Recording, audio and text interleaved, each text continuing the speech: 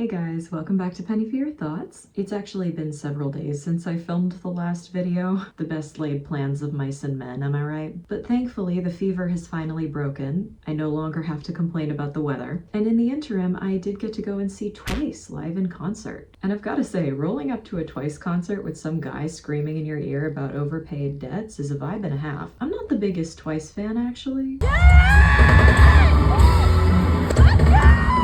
But it was a great show. They're such talented performers. I mean, those mics were well and truly on, and that choreography is not easy. It got me thinking though, because K-pop is populated with idols, and there's probably an essay to be written about the way in which music-related celebrity worship exists in the same space as Western-style polytheism did in antiquity. Just a thought. Actually, there are some more K-pop groups that embrace that more explicitly. Like BTS has a song called Dionysus, which describes Bacchanalia. You might find it worth a listen. You've given me your idols. Let me give you something in return. I mean, if you want it.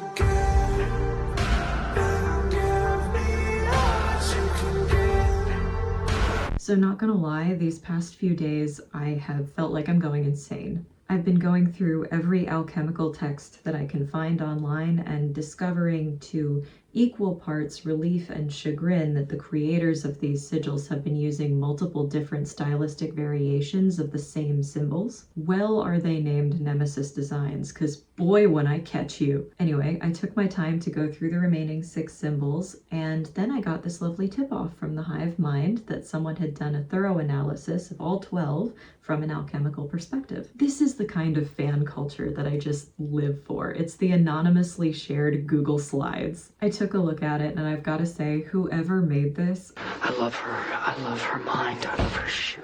But there are yawning holes in the interpretation of every single symbol. It's far from finished. And there are some interpretations that I agree with and some that I don't. I'm not done with my own analyses. Maybe sometime in the future I'll do a video breaking everything down when I feel like I've reached a reasonable stopping point. But for now, I'm just gonna go through and share a couple of thoughts per sigil and move on to the song. I will say, this stuff has me learning things about alchemy I never thought I would know. I've mostly been dismayed by the things that alchemists found meet to call water. Like, if I see something called aqua fortis, strong water, I'm gonna think it's like vodka, you know? Do not drink the alchemy vodka. It is nitric acid. Don't drink spirit of salt either, because that's hydrochloric acid. And I know the song says to put the lime in the coconut and drink them both together, but I beg you, unless you want to dissolve palladium or digest a wedding ring, do not drink the forbidden juice. That's just my PSA to you all today. Let's take a look at the Give sigil. So this is one of the ones where the alchemical interpretation is a little bit trickier for me. The first way that I approached this was very much the same way that I did The Night Does Not Belong to God, more like it was a pictogram. And if you interpret it that way, to me, it looks like a humanoid, somewhat anthropomorphic figure sitting inside a V with 4 offering hands reaching up towards it. And that's just the band, right? Like, there are 4 of them, and there's an anthropomorphic personification of a god sitting inside a vessel, so like, that's just where my head went. But alchemically, there are other meanings. V's can mean a hell of a lot. You can think of venom, wine, water. An upwards facing triangle is fire in alchemy. And we also have a downwards facing triangle with a bar across it, which means earth. But honestly, there are so many overlapping things that I really need to take a closer look at this one. Like, I'm nowhere near close. Moving on to the song, quick word. I have listened to Give before. It came on immediately after Provider, so those songs are like this in my head, but it's been a while, and now I have context, so let's get into it.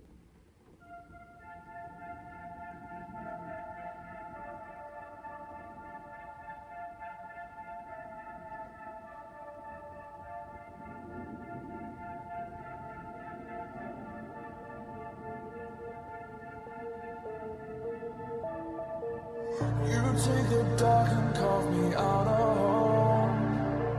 I appreciate you when you are all alone. I know how we got here. I know how we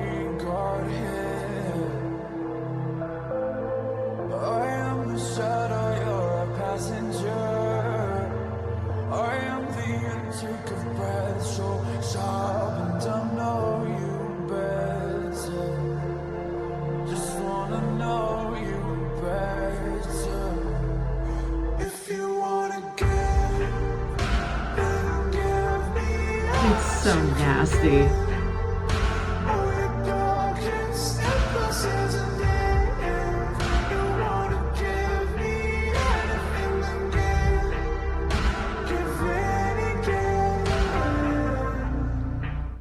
It's a very sensual song. The first time I listened to the song, I was in line to get into my pole class, so there's like, there are associations, you know? But it's nice to have context now within the rest of the album, because at the time when I was listening to it, it read very interpersonal as opposed to any kind of relation to the concept at all. I was on Instagram the other day and I found this woman who had done almost like a response cover. This was very popular back in the days when Charlie Puth was releasing Attention, you know, a song that's specifically meant to be like part of a conversation, one half of a conversation. And people would do a response cover, like from the other perspective. And this woman has done a very nice response cover from the perspective of someone who is being sung this song. I'll link her stuff. Actually, she has a lovely voice. I think that she's in the Sleep as a Woman camp. Her description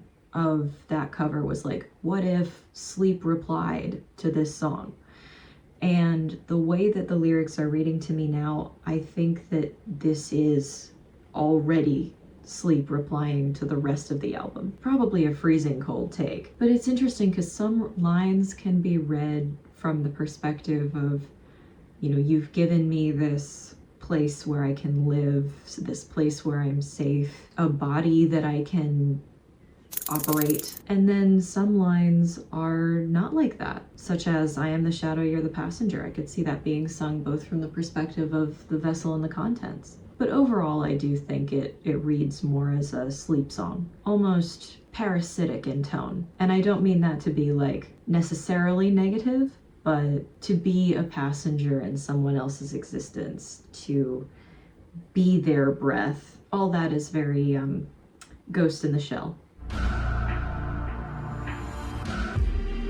I'll tear the fiber from the filament. I'll be the limit of your light again. I wanna taste you better. I wanna taste you better. I will be watching for your enemies to let them know that they can turn with me. I wanna know you're out there. I wanna know you're out there. Okay, refrain.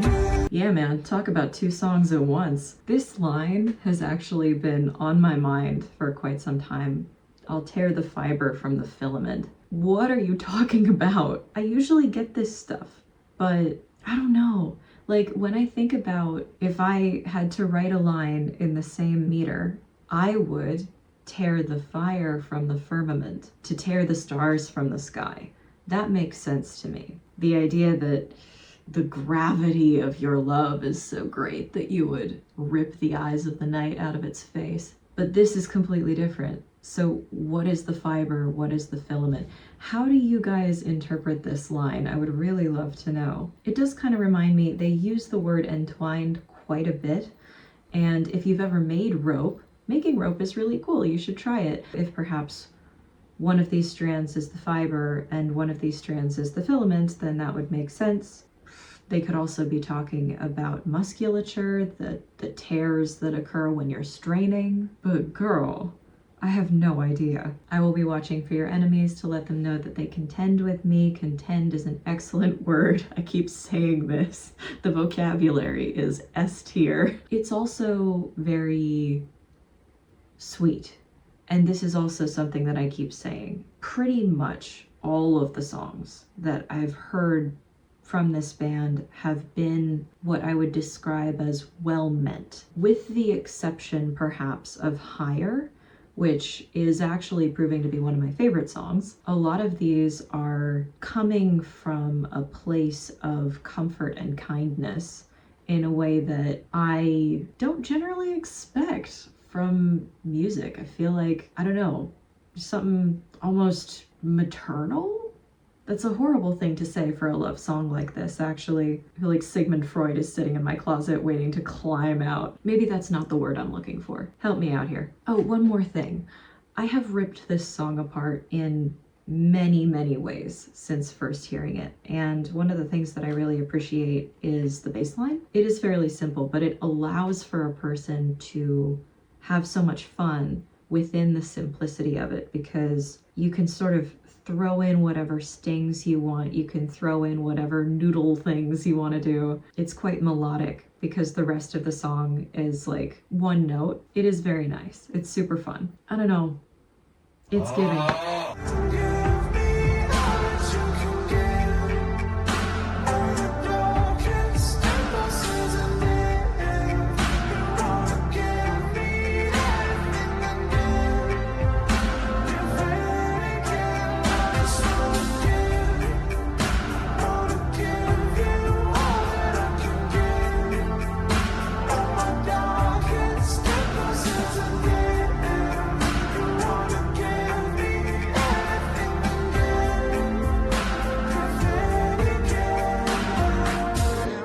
Forgot about this part. Open warfare.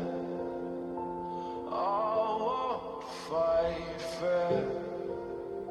No, I won't fight fair. Okay, so all is fair in love and war reference. In your waking moments, I will breathe there. I will be there. If you wanna give, then give me all that you can give. And you don't step us into me. You wanna give me everything again. Give it again. I just wanna give you all that I can give. Oh my God, step us into me. You wanna give me everything again. Give it again. It's a fun one. It's also kind of close to my heart because it's your typical very R&B inspired track, and what that means, of course, the B in R&B being blues, is that if you are fusion minded, you can blues dance to this. I don't know, guys. Once more, the offer stands. This is also something, like, there are a couple of things about this song that relate to dance, and a couple of other things about this song and Provider that like align in that same way. When I first heard those two songs together, I got the impression that this one was like a younger, less self-assured version of that. I'm not sure if that remains true for me, but they still live in the dance space for me, because a lot of the same vocabulary that we use in interpersonal relationships and in love and also in more physical relationships, we also use in dance. Again, something, entwinement, fiber, filaments, all of that. It's a good song. It remains on my liked songs list. All right, let's move on to Gods. This one's really interesting to me because this was the one where I was looking at this sign in conjunction with all of the other ones, and I noticed that the scalene triangle symbol within it is repeated several other times across the entire album. I forget exactly which symbols it's in. Let me check. Yes. So it's in Gods, it's in Levitate, Rotated, it's in Take Aim. You could make an argument for Dark Signs, but I think the angles are off. And this is kind of where how you look at these things probably influences what you see, because I don't know whether this picture of the signs existing in a circle comes from the official artwork or whether that's just something we did. I mean, 12 is a great number. It's divisible by 1, 2, and 3, but it doesn't necessarily mean the hours on a clock. There are a couple of alchemical symbols in here that I could believe, but honestly, I feel like until I understand the triangle in the back, let's let this one be for now.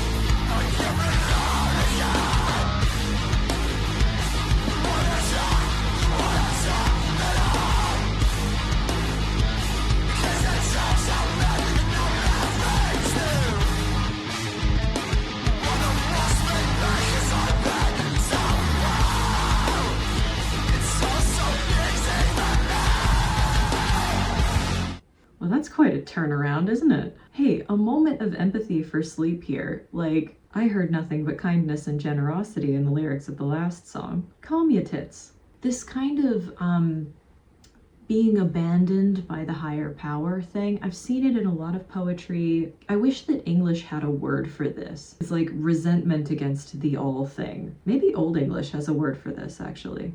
I'll have to look it up. There are a lot of thoughts that don't really match. For example, we've been abandoned by the gods, but we have so many people we can count on, but we have no defense mechanism. We're alone again, but someone's asking to talk to us. Someone's asking us to share our burden with them, except we don't because we're being super defensive again. You don't actually want to help me. You don't actually want to talk to me. You just want to watch me in my pain and misery. There are two places that I've seen this kind of panic. One of them is talking to someone who's having trouble with their memory. Obviously, you lose bits of yourself and you become very frightened and you start to bring all of your fears in closer to you. The other one is deep and abiding depression. I'm in so much pain.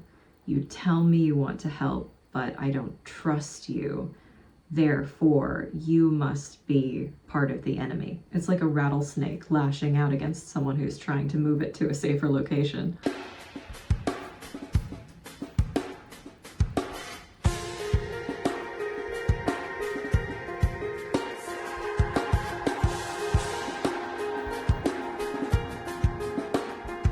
Nice time signature overlay.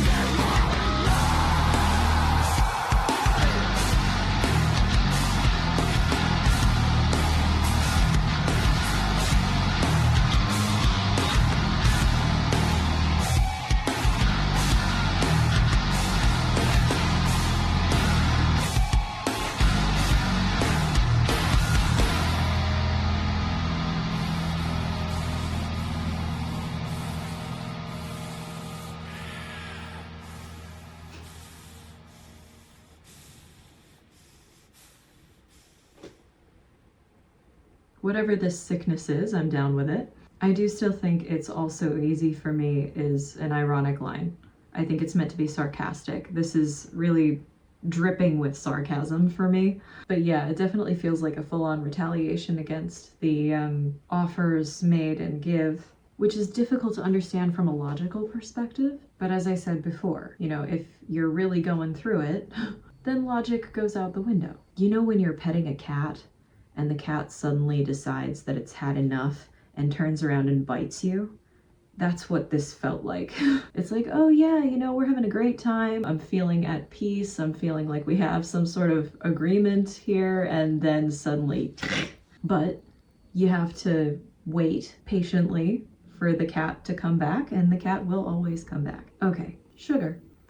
You know, for the longest time when I was getting into BTS, Suga was my bias. And actually, a lot of his solo music is like very deeply philosophical and psychological as well. He's got a song called Amygdala. He's got a song called Shadow, which refers to the Jungian shadow self. The D2 album pretty much saved my life. I was in a dark place. And I think that came out in 2020. Anyway, Sigil. So this was one of the ones where I did immediately notice some symbology that has carried forward from alchemy to astronomy. And the two symbols that I noticed here were the symbols for Jupiter and Saturn. Now, these two planets are also associated with different kinds of metal. Jupiter is associated with tin, and Saturn is associated with lead, which is the base material of alchemy. That's what you hope to turn into gold someday. But again, we have this problematic ass triangle that I really don't know what to make of, and its little diamond thing at the bottom. But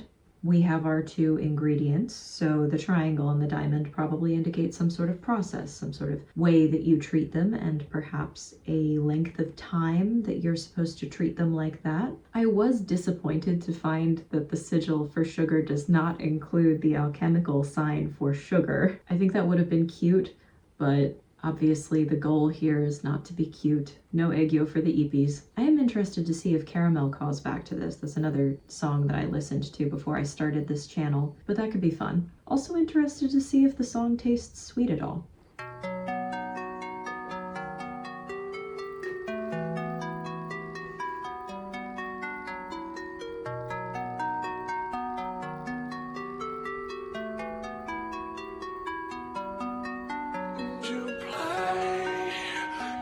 Is that like a harmonic minor?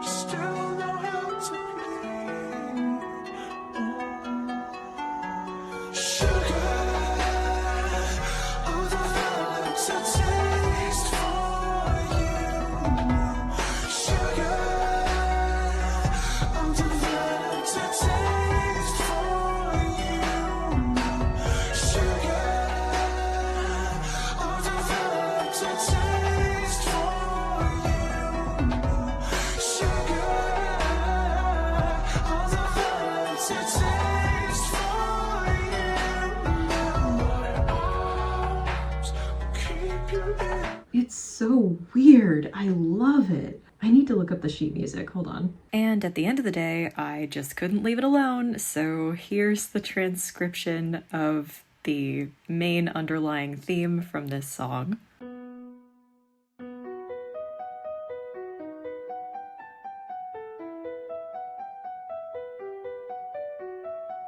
After I wrote this out, I decided that I was going to take each measure and reorder it into scale form and then try to identify which scales those were. And this was the result of doing that.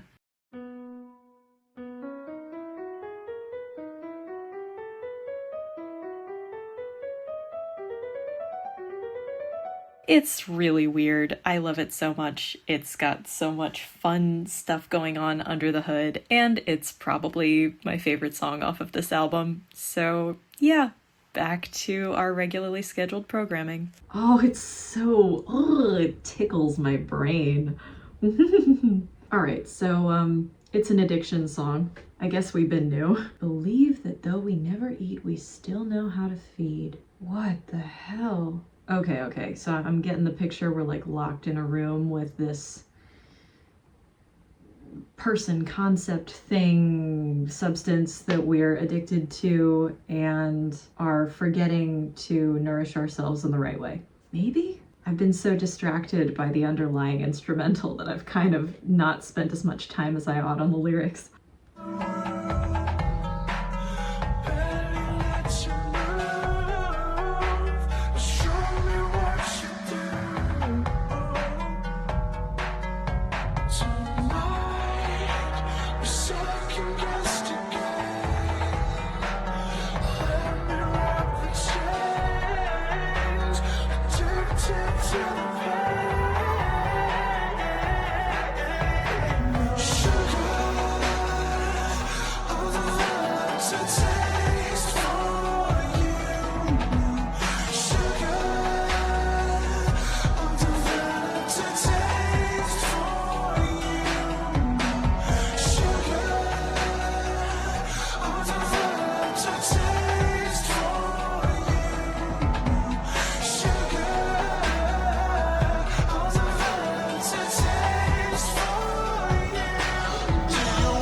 Whoa, stop. Something else. This is a harp. I used to have a friend, actually a couple of friends, who played harp very well and have gone on to do it professionally. I should actually DM this to him. I think he would have a great time. But it does beg the question, who's playing it? Sugar, sleep token, session musicians. Ah, drat, it's just a keyboard. I guess harps are expensive. Meh. I wanted it to be a real harp.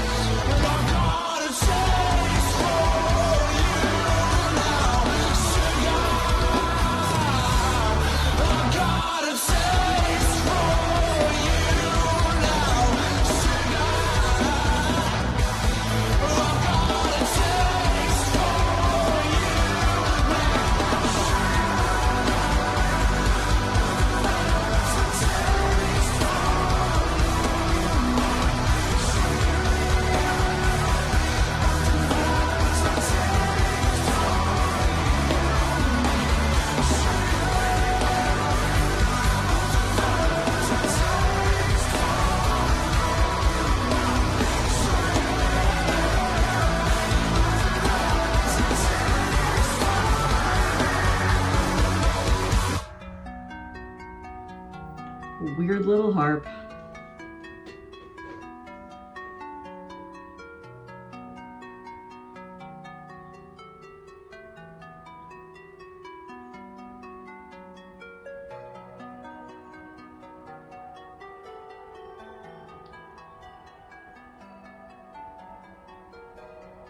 Creepy ass music box vibes.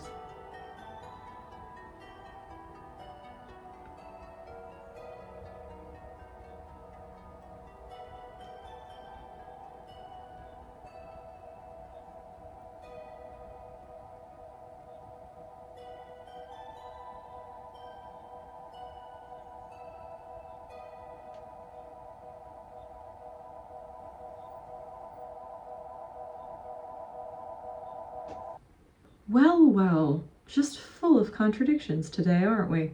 These three are an interesting set. There are callbacks both to the offering and also to give. You must be crazy if you think that I'll give in so easily. You must be crazy if you think that I'll give up the game. Hard agree. I also felt defensive at give up the game. But the rest of this song is a full-on admission that we already have. Like, oh, you must have gone mad if you think I'm just gonna lie down flat and become your servant, but this has already occurred. And the rest of the song reinforces that. The addiction is already present. The submission is already complete. Man, it's like watching a rat in a trap. Give up, you're already caught. I don't know, I think that there's a certain level of comfort that can be derived from simply accepting that there's nothing left to fight for. Why continue the struggle? Unless there's something about being in this state that actively harms you, in which case, like other addictions, obviously you want to get rid of it because it's harming your health.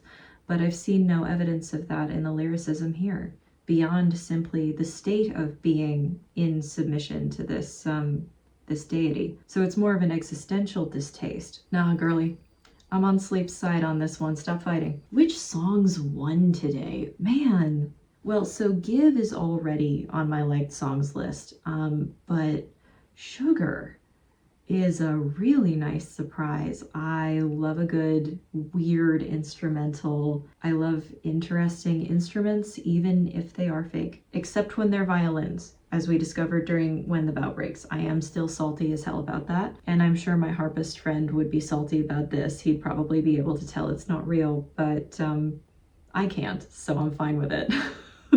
Yeah, sugar's really nice. Something that occurs to me now actually is when your water is contaminated with lead, how you can sometimes tell is it tastes sweet.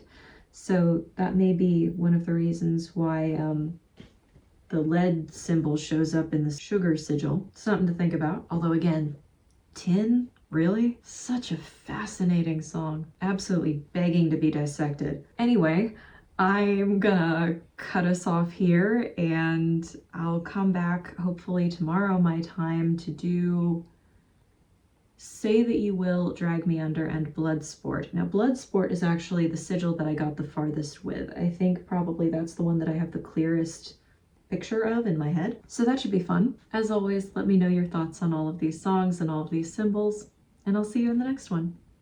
Bye!